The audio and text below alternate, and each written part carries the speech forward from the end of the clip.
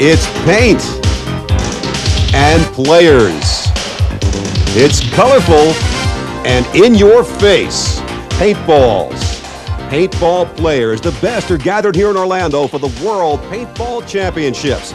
We're set to get underway with Game 1. Let's go to Fred Schultz with the teams.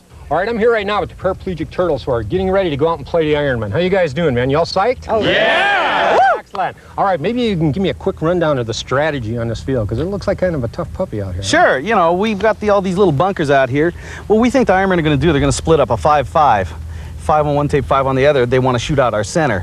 Most teams, because they're one of the best, if not the best team in the world, they're going to come at us hard. They're going to expect us to sit back. So we're going to try to change that on them. We're going to hit our right side very hard. We're going to send 3 guys up very far and 1 guy in the center very, very far where nobody is expecting. We believe we can get him in there. With that, they won't be able to push up on this right side, which we believe they're going to do. They're going to try to run 6, 7 guys down this line. And so we're going to hit them like that and just play a game, take it right to them. They're not expecting it. We think we can take them. All right, I'm here right now with one of the best teams in the world, the Ironmen. How you guys doing, man? How you doing? All right. All right, Captain Bob Long. Bobby, maybe you can tell the people out there just a little bit about what your strategy is going to be against Paraplegic Turtles here. Well, I think we're going to try to hold off for about the 5-minute mark. Since we can't cross, there's no use of gambling too many people across and have 3 guys fighting 10. So we're going to kind of try to dink them off, and we'll cross at 5. And everything should happen between 5 and 10. And we are underway. The Turtles in blue on the left side of the field. The Ironmen in white and red on the right, sprinting for position. There you see midfield and Jerry Braun, each team relatively close, but not all the way up. No, the Turtles did exactly what they wanted to do. They are up far enough so that the Ironmen cannot get good positions on them. The Ironmen are spread across the field, as are the Turtles. And just about 30 seconds gone by, there is the first elimination. Number 4, Marty Bush, a forward for the Ironmen. That makes the score Turtles 4, Ironmen nothing. Here's how it works. You get 4 points for each opponent you eliminate. You get 10 points for pulling the opponent's flag. That is the object. Capture the flag. 50 more points for bringing it back, hanging it in your flag station. And then, for each minute under 20 that you get the whole thing done, that you hang the flag, you get 10 more points. Max 200 as we watch Bob Long move up for the Ironmen. The Ironmen are establishing a good defensive position, but they've got to move some people up in order to gain an offensive capability. There's the Turtles' captain, Dale Price, moving ahead. You see he has a prosthetic leg. He lost his leg in a motorcycle accident about 3 years ago. And here's the first Turtle eliminated, number 88, Carl Reed, hustling off the field. Score now is 4-4. And we've got Fred Schultz on the sideline to talk to Carl Reed about what happened. Let's go over there and hear from Fred and Carl. I see things going pretty hot and heavy out there right now. I see you took a hit there in the goggles. Yeah. How are things looking right now out there? Looks pretty even. It's 1 up. Which means the score is 4-4 as we look at the Turtles' Mike Buckner being checked for paint. He's going to be all right.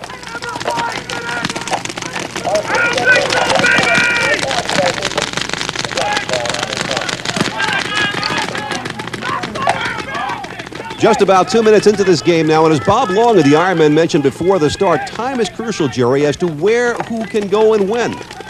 That's right. Forwards can cross midfield at any time, but halfbacks can't cross until the 5-minute horn, and defense have to wait to cross midfield until the 10-minute mark. Wait,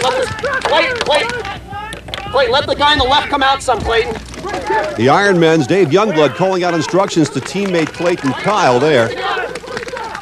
Communication very important in paintball, particularly in this arena-type field where there's nothing but barricades to protect you from your opponents.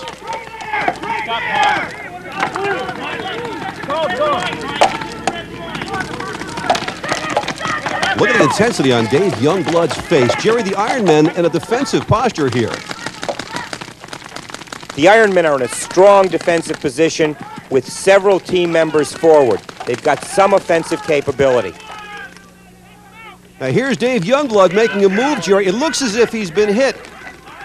There he is crouched behind the bunker. They're trying to check. They check him, and he is indeed out of there. Dave Youngblood gone for the Ironmen, making the score 8-4 Turtles as Dale Price continues to fire away. Turtles came in seated 12th, Ironmen 1. Dave, that was a great move you made up there. What happened? Where'd they get that? You know, I underestimated the angle they had on that one pallet. I was able to get a good look through the center, and when the two guys in the center dropped down, I tried to make it, but there was a good opening. They picked me up and just got me in the arm. You got it in the arm. Indeed he did, and so the Turtles, who came in, as we said, seated 12th and last in this tournament, have the lead as we take a look from behind Dave Miller at the double bunker. And John, the loss of Dave Youngblood severely weakens the Ironman's near tape position. Could be a major problem for him down the road.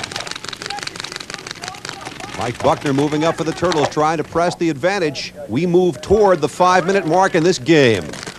The 1996 World Paintball Championships are brought to you by Paintball Sports Magazine. From pickup games to tournaments, novice players and champions alike read Paintball Sports Magazine.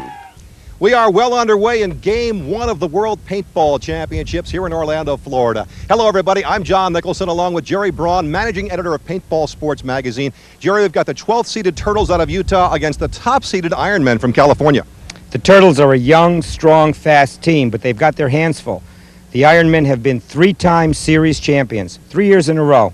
It'll be tough for the Turtles to pull that upset. Now, Jerry, opening game here, clean field, clean shirts. Pretty soon there's paint everywhere. Some people are going to ask, what about the environment? Well, this is an environmentally friendly game, John. You have the paint pellets made of food coloring. The encapsulation is the same encapsulation as a vitamin E tablet. You've got a pellet that is biodegradable, non-toxic, and water-soluble. You can eat it, but I wouldn't recommend it. Maybe not. All right, thanks, Jerry. Let's get back to the action, find out who is hitting whom with those paintballs on the field. Turtles leading at 8-4 over the Ironmen. That means 2 Ironmen are out and 1 Turtle. As we take a close-up look at Brian Benini reloading here. And Brian has just taken a hit and plainly, as you see, is not pleased about it. That is a real problem for the Ironmen. Brian Benini and Dave Youngblood were the Ironmen that were holding the near tape line. They have now both been eliminated. So that makes the score Turtles 12, Ironmen 4, as Brian Benini plugs his marker and heads for the sideline. He's out of there. Let's take a look at a replay, Jerry. And Brian gets hit while he's trying to load. He gets hit on the harness. A terrible, terrible move for the Ironmen. They lost their wingman. A great shot. Brian's out of there. Some would call it a lucky shot, Jerry, but if you're on the equipment or on yourself, you're out of there. Let's talk about this field. It's 500 feet long, 200 feet wide, and a mirror image one side of the other. And the bunkers are color-coded. Deep in their own territory, you've got the solid red and the solid blue bunkers. Up closer toward the middle, you have the blue and white stripe bunkers and the red and white stripe bunkers, with the middle area of the field all white area. And there is the 5-minute horn indicating 5 minutes have passed. Now the 4 halfbacks can also cross midfield if they wish to, as well as the 3 forwards. Mark Roberts having his marker checked there by the chronograph judge, Jerry. And the chronograph is very important because that ensures that the speed of the marker is within safe limits. One of 11 officials on the field as we watch Clayton Kyle moving up for the Ironmen. 11 judges on the field, mostly from the New York City area, and Bob Rose is the ultimate judge. Todd Lair, the most forward Turtle here as we look at midfield. Let's take a look at how they set up on both teams, Jerry. Well, the Ironmen still maintain a strong defensive position, but the loss of Youngblood and Benini on the near tape line make it almost impossible for them to mount any kind of an effective offense. They've got to fill that gap. In contrast, the Turtles maintain a very strong defensive position with enough forward men so that they can dominate the center and the near tape line. Clayton Kyle wandering the back portion, the back quarter of his area here on the defense for the Ironmen, looking for some kind of a break, but they are trailing at this point by a score of 12-4, Jerry. And Clayton can stand up because you notice he's way, way back in his territory. They can't even long ball him from there.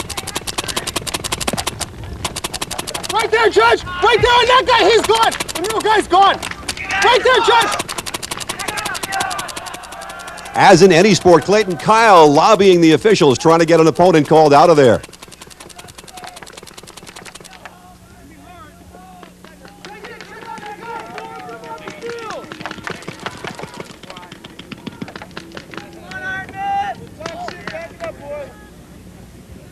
Ironmen still back.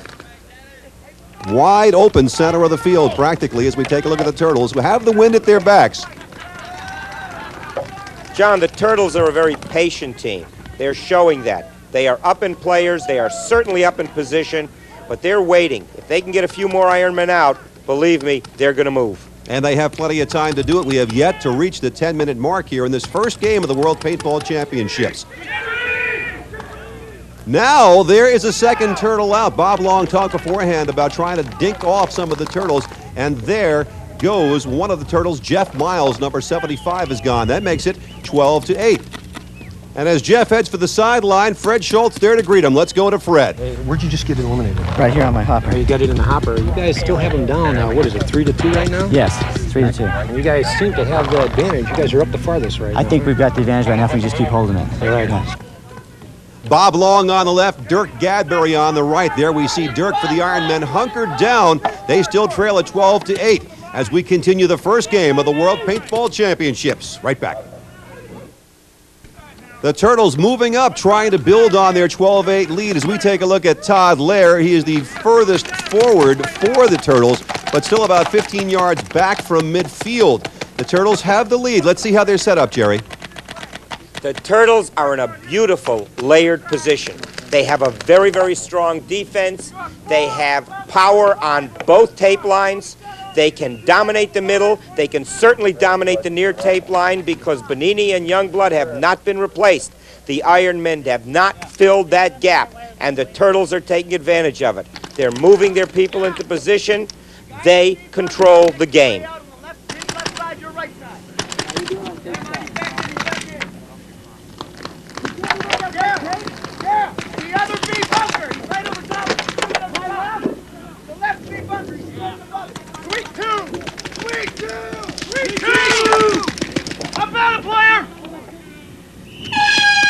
And there is the 10-minute horn indicating we are at least halfway through this match. Just before that, Jerry, we heard the Turtles shouting, "Sweet 2." Well, that means that they are saying sweet spot or concentrate your firepower on a particular bunker. Bunker number 2 or area number 2 in this case. The Turtles have this field wired. They are in control, and I guess when you're in the sweet spot, Jerry, you are a target. You're taking some heat.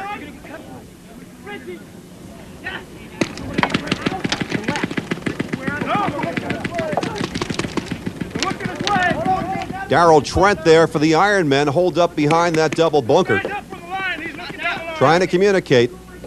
And on the opposite side, we take a look at the Turtles' John Beelan. Sweet spot one! Sweet spot one! Somebody else being targeted. Now, who's in charge of making sure it all works right? Before the match, Fred Schultz talked with that man. I'm basically the man in charge out there. I'm only as good as the people that work with me, okay? I mean, they're out there, they're doing their job for me. But if there's any real problems or anything like that that we really can't handle, you know, as a judging crew, it all comes onto my shoulders. Bobby and his crew are more than up to the mark. Bobby's also a former international arm wrestling champion. And a check on the far tape up there. We have another Ironman out of there. That's Brian Estefan, number 99, a defenseman for the Ironmen.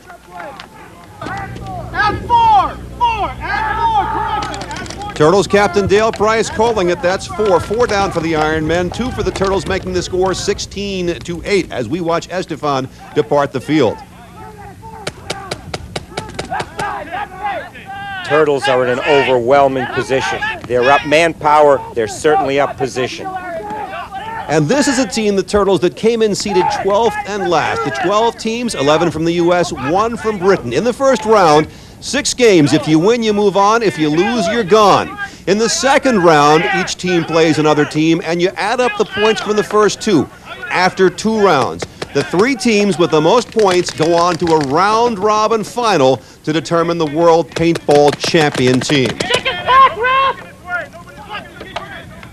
A little more lobbying there, this time by the Turtles as they try to press the advantage. The Ironmen, the top-seeded team in this tournament, up against it now with about 8 minutes left in the match if it goes the full 20. The Turtles, an aggressive team you would think, would try to go for the flag before long. Over on the sidelines, Fred Schultz with Brian Estefan of the Ironmen. Hey, it was a heck of a move you put on the right wire over there. What were you trying to accomplish with that? I was trying to get a different angle on the guy in the center. He was pretty much holding us back. Where did you get it? Where'd you get eliminated? Oh, so you took it in the leg. Did you take it when you were sliding in there? No. On the way out? I got in. I tried to get close into the bunker, and shot just kept coming in. Did you take it from an angle from this side? From the same guy I was trying to get, but the problem was he was already stable, you know, already there. Right. And I was trying to slide in and then take him out. Brian Estefan talked about trying to get an angle. Angles are so important in this game, Jerry. Angles and position. It's the positions that determine the angles. That's why it was so important for the Turtles to move the way they did up front, and so crucial to the Ironmen when Brian Bonini and Dave Youngblood were eliminated. They don't have the angle on the Turtle from the near tape line. The Turtles have power from tape to tape. They've got the angles on the Ironmen, and the Ironmen are in trouble. Every time you lean out from behind the bunker to try to hit somebody, you, of course, expose yourself for a shot from somebody on the opposing team. Which is why this sweet spotting is so important, where you try and get 2 and 3 players at different sides of the field, different tape, middle, going against one player on the opposing team. 3 different angles, that player is going to be history. Dirk Gadberry for the Ironman moving up and sliding in, and the bunker almost went but stayed up for him. He's about 10 yards back from midfield, I would say, Jerry. Yeah, Dirk Gadberry is getting hammered. If he doesn't have help from the Ironman teammates, he's going to be history. Practically mirror images there. On the left, Todd Lair being blocked by the official, and Dirk Gadberry on the right as he gets another splattering going by him. Gadberry, though, not getting the support, as you say, Jerry, whereas Todd Lair is in a better position for the Turtles. We'll be back to see if they can complete the upset. Important point. Ironmen have nobody on the near tape line. They can only move through the middle and the far tape. Turtles can move throughout the field. The firepower is there for the Turtles. The angles are there for the Turtles. The time is kept on the field. It's important to note, though, that time is running down, so if somebody's going to make a run for the flag, it should happen pretty soon. That's somebody you would have to think would be the Turtles, Jerry, as they have the advantage. The Ironmen are in a reactive state only. Dirk Gadberry continually being pounded with the official right on him, and there's Captain Bob Long of the Ironmen trying to make something happen, but he's got to duck behind the bunker, too.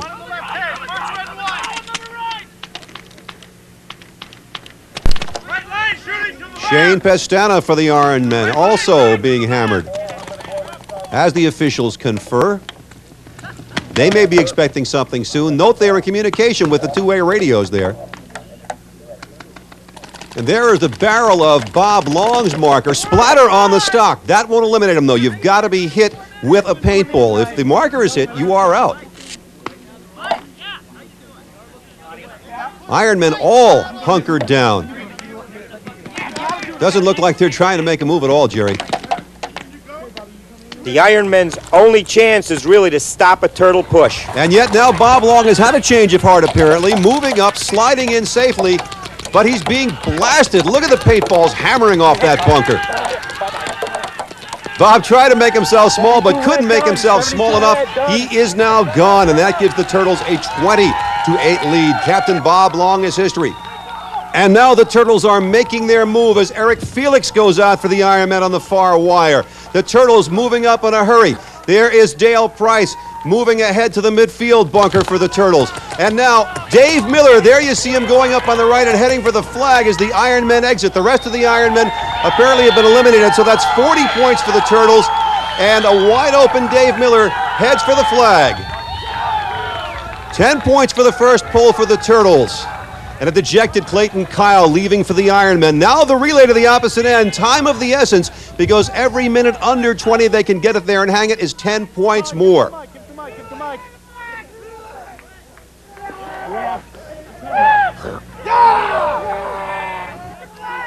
Todd Lair, who took the flag from Dave Miller, hands off to Mike Olson, who'll take it the rest of the way to the flag station for the hang.